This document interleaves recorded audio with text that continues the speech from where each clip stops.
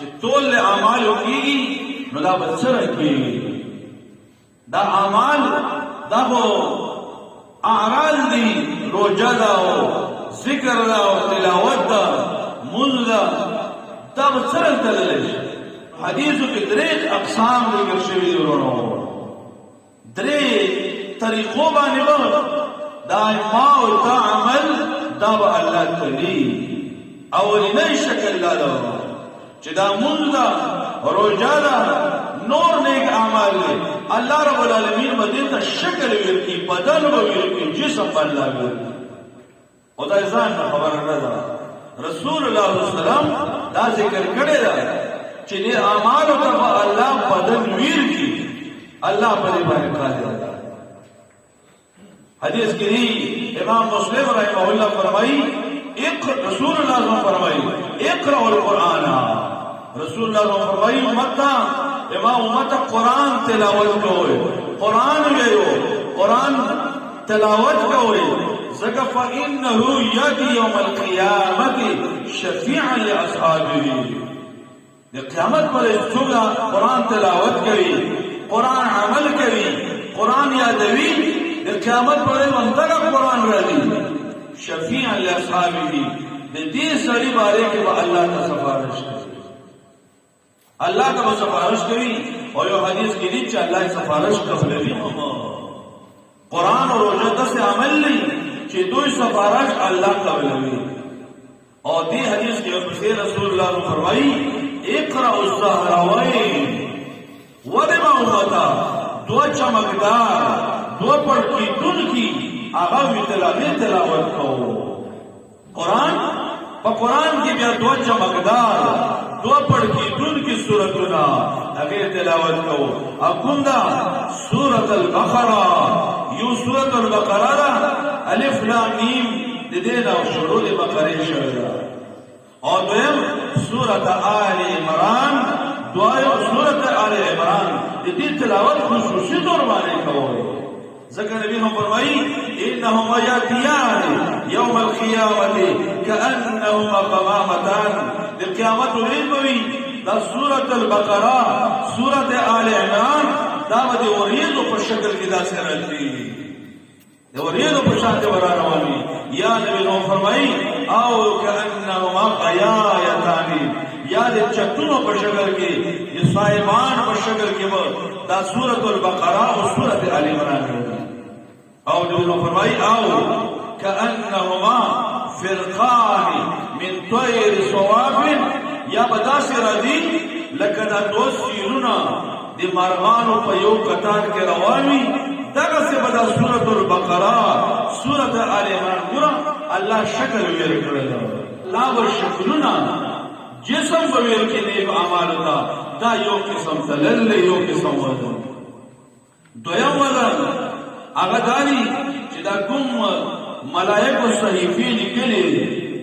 کم کتابون و رجشتر لکلی دا بری میزان پتل کی تلل شی اور دریم دادا چی نا دا چوک بدا خپتا کم انسان عمل کرے فاعل دی عمل لا کون کرے دی عمل لا دا با اللہ رب العالمین کرے بعض انسانان بتلل شی دعوة الحديث كذي رسول الله فرمائي إنه ليأتي يوم القيامة الرجل سمين العظيم القيامة لديه يبصرب غد لغد إنسان وراوست رجليه رو إنسان دا لیکن نبی فرمائي لا يزن عند الله جناح بعوضا دي رب العالمين سره دمرا طولم نشترا لكن ماشي وزر عمرا وبيان نبی فرمائي دي سورة الكهف دا ينطا سهولو رب فرمائي فلا نقيم لهم يوم القيامة وزنا الله فرمائي دي قیامت بولے بمولو تقیس طول ویقل دي الله نا فرمان مشرکین رب العالمین دا بسپکی اللہ بزن اول بالکل بے وزن ہوئی کی اللہ ایت وزن بنے اور کم انسانان چی ایماندار دے موحدین دی دی سنت و تابدار دے اگوی با اللہ دیر تنانکی اللہ با دیر وزن واجوی اور دا حدیث مسند احمد کی یو کراتے عبداللہ بن مسعود رضی اللہ عنہ رسول اللہ صلی اللہ علیہ وسلم مشہور صحابی دا عبداللہ بن مسعود رضی اللہ عنہ یو ونه ته وخته داګه نه مسواک راکړل نو مسواک را پرې کو دې دوران کې اواز راغله د عبد الله بن مسعود رضی الله عنه د پټینا کپڑا اوچتل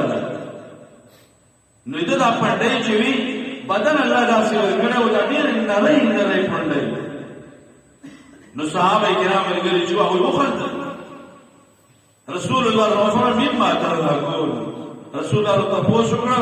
ملګرو تاسو څه کوي خان ابو یا رسول الله من دقت الساقين یا عبد الله بن مسعود رضی الله عنه نور پندو ته دې پرې مو خاندل رسول الله صلی الله علیه وسلم فرمایل والذي نفسي بيده تاسو په دې پرې خندا کوئ قسم په اوازات چې دا رب الله چې ما صار لهما في الميزان